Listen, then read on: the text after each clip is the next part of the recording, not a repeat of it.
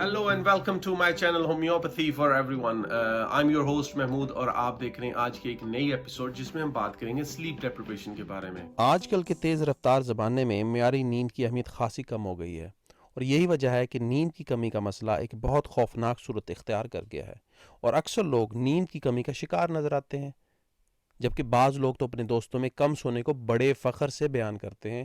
اس کی وجہ یہ ہے کہ ہم میں سے زیادہ تر لوگ نیند کی اہمیت سے ہی ناواقف ہیں اور اس کو محض وقت کا ضیاع اور ایک ناکارہ عمل ہی سمجھتے ہیں. اور تو اور کچھ لوگ نیند کو ایک نحوست اور بیماری تصور کرتے ہیں. اگر دیکھا جائے تو انسان اپنی عمر کا تقریباً 36% حصہ نیند کی حالت میں گزارتا ہے. کہنے کو یہ 36% ہمارے قیمتی وقت کا ضیاع لگتا ہے، مگر اسی نیند کی حالت میں انسانی دماغ اور جسم وہ اہم کام سر انجام دیتا ہے جو جاگنے کی حالت میں کرنا تقریباً ناممکن ہوتا ہے. یہاں تک کہ انسانی دماغ کے کچھ حصے بحالت نیند جاگنے کی نسبت زیادہ ایکٹیو ہوتے ہیں. نیند وہ قدرتی عمل ہے جس میں انسانی دماغ سے نکلنے والا گروتھ ہارمون انسانی خلیوں کی مرمت اور مزید نئے سیلز کو بنانے کا کام سر انجام دیتا ہے.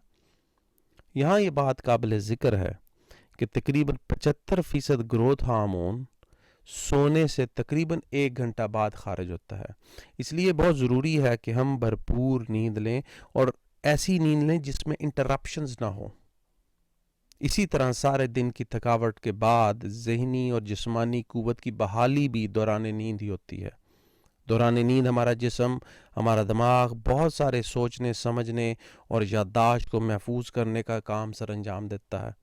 اس کے علاوہ میٹابولک ہارمونز بھی نیند کی حالت میں ہی خارج ہوتے ہیں جو کہ انسانی بھوک اور قوت کو جسم میں بیلنس رکھنے کا کام سر انجام دیتے ہیں. نیند کی کمی جہاں ہمارے لیے بہت سارے جسمانی امراض کا باعث بنتی ہے، وہاں یہ ذہنی اور سماجی مسائل بھی پیدا کرتی ہے. سب سے پہلے تو جسمانی مسائل کی بات کر لیں.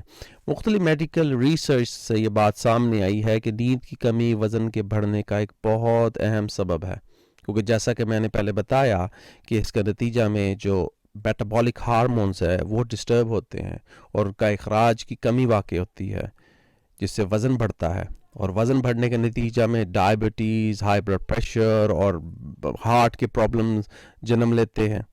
جسمانی امراض کے ساتھ ساتھ نیند کی کمی ذہنی مسائل بھی پیدا کرتی ہے، مثلا ڈپریشن اور یادداشت کی کمزوری وغیرہ. اس کے علاوہ نیند کی کمی کا شکار لوگ اپنے کام پر فوکس نہیں کر پاتے. یہی وجہ ہے کہ اکثر حادثات کی وجہ تھکاوٹ اور نیند کی کمی ہوتی ہے.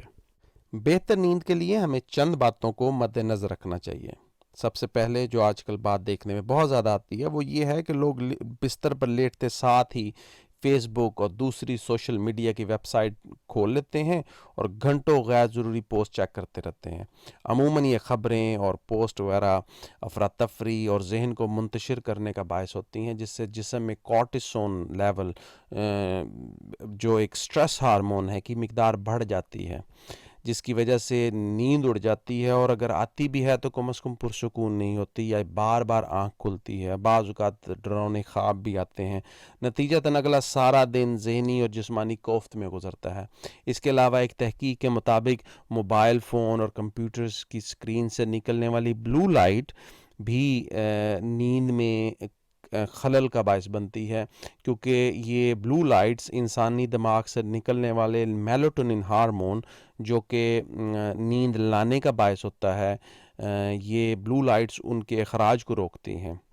اس لیے کوشش کرنی چاہیے کہ ہر قسم کے گیجٹس کو کم از کم 1 گھنٹہ قبل سونے سے 1 گھنٹہ قبل ان کو یوز نہ کریں. اسی طرح نیند سے کم از کم 3 سے 4 گھنٹے قبل ہر قسم کی کیفین، چائے وغیرہ، کافی، اس سے پرہیز کریں، کیونکہ یہ بھی میلاٹونن ہارمون کے اخراج میں خلل کا باعث بنتا ہے. اس کے علاوہ اپنے سونے کے کمرے میں روشنی جو ہے اس کو مدھم رکھیں، بہت زیادہ برائٹ نہ رکھیں. اپنے سونے کے کمرے کے ٹیمپریچر کو نارمل رکھیں، کیونکہ زیادہ گرم اور زیادہ ٹھنڈا کمرے میں بھی نیند میں خلل واقع ہوتا ہے. اسی طرح بھرپور نیند کے لیے جسم کا تھکنا بہت ضروری ہے، اس لیے دن میں مناسب ورزش ضرور کریں، مگر سونے سے پہلے ایکسرسائز سے پرہیز کریں.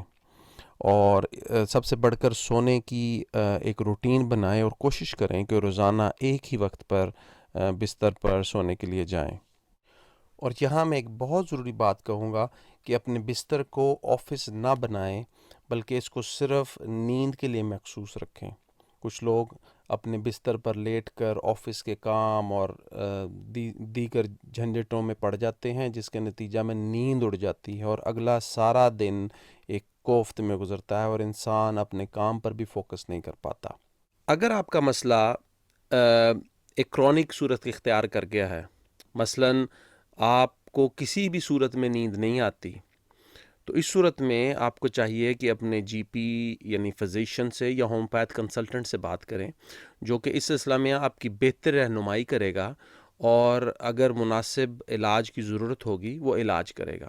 ہومیوپیتھی میں انسومنیا یا نیند کی کمی کا شکار لوگوں کے لیے چند ادویات استعمال کروائی جاتی ہیں، جن میں سب سے مشہور نکس وومیکا اور پیسیفلورا ہیں۔ سب سے پہلے ہم بات کرتے ہیں نکس وومیکا کے بارے میں۔ نکس وومیکا نیند کے پرابلمز میں استعمال ہونے والی بہت اہم اور مشہور ریمیڈی ہے، خاص طور پر ان لوگوں کے لیے جو کہ بزنس اورینٹڈ ہوں، ورک الکوہولکس ہوں، جو ہر وقت کام کے پیچھے لگے رہتے ہوں، اور ایسے مریض سارا دن بیٹھے کام کرتے رہتے ہیں، جب شام رات ہوتی ہے بستر پر لیٹتے ہیں تو اس ٹائم بھی ان کے دماغ پہ بزنس کے آئیڈیاز اور بزنس کے کام سوار ہوتے ہیں اور وہ بے چینی پیدا کرتے ہیں، جس کی وجہ سے نیند اڑ جاتی ہے۔ اس کے علاوہ نکس وومیکا ان لوگوں کو بھی دی جاتی ہے جو کہ نیند کی گولیاں کھانے کے ایڈکٹس ہو جائیں اور اس کے بغیر ان کو نیند نہ۔ دوسری ریمیڈی جس کا میں ذکر کروں گا وہ ہے پیسیفلورا۔ عموماً مدر ٹینچر میں استعمال کی جاتی ہے، اس کے 15 سے 20 قطرے پر ڈوز دیے جاتے ہیں۔ یہ عموماً ان کیسز میں استعمال ہوتی ہے جہاں پہ نیند اڑ جائے، مینٹل ایگزاسشن کی وجہ سے، سارا دن مسلسل کام کی کثرت کی وجہ سے انسان کا ذہن تھک جاتا ہے اور اس کے نتیجہ میں اگر نیند اڑ جائے تو اس میں پیسیفلورا کا ضرور سوچنا چاہیے۔ اسی طرح ایک دوائی آرنیکا ہے۔ آرنیکا عموماً ان مریضوں کو دی جاتی ہے اس میں فزیکل ایگزاسشن کی وجہ سے نیند اڑ جائے، عموماً سنگل ڈوز بہت اچھی نیند لانے کا باعث بنتی ہے۔ پھر ہم بات کر لیتے ہیں کافی بین سے تیار ہونے والی ریمیڈی ہے۔ کافی پینے کے نتیجہ میں جو علامات پیدا ہوتی ہیں ایگزیکٹلی وہی علامات کافی اکروٹا میں پائی جاتی ہیں، یعنی دماغ ایکٹیو ہو جاتا ہے، مختلف قسم کے آئیڈیاز آنے شروع ہو جاتے ہیں جس کے نتیجے میں نیند اڑ جاتی ہے۔ اس کے علاوہ کافی اکروٹا کو ان پیشنٹس کو بھی دیا جا سکتا ہے جو زیادہ کافی پینے کے نتیجہ میں یا اسٹیمولنٹ لینے کی وجہ سے جن کی نیند اڑ جاتی ہے۔ نیکسٹ دوائی جس کا میں ذکر کروں گا وہ ہے اسٹیفیساگریا۔ اس کے مریضوں میں عموماً یہ دیکھا جاتا ہے کہ اس کے مریض اپنے اینگر کو، اپنے غصے کو سپریس کرتے ہیں، وہ اس کو بیان نہیں کر سکتے، ایکسپریس نہیں کر سکتے، لیکن جب رات ہوتی ہے تو وہ کڑتے ہیں اور اس کی وجہ سے ان کو نیند اڑ جاتی ہے۔ اس کے علاوہ ایک دوائی ہے اگنیشیا۔ اگر کسی فیملی میں وفات ہو جائے جس کے نتیجہ میں اس غم سے نیند اڑ جائے اور مریض شوق کی حالت میں آ جائے، ان کیسز میں عموماً اگنیشیا بہت اچھا کام کرتی ہے۔ جی تو ویورز، یہ تھی آج کی ایپیسوڈ۔ امید ہے کہ آپ کو پسند آئی ہوگی۔ اپنے کومنٹس، اپنے کویشچنز مجھے ضرور سینڈ کیجیے گا۔ سی یو نیکسٹ ٹائم، بائے۔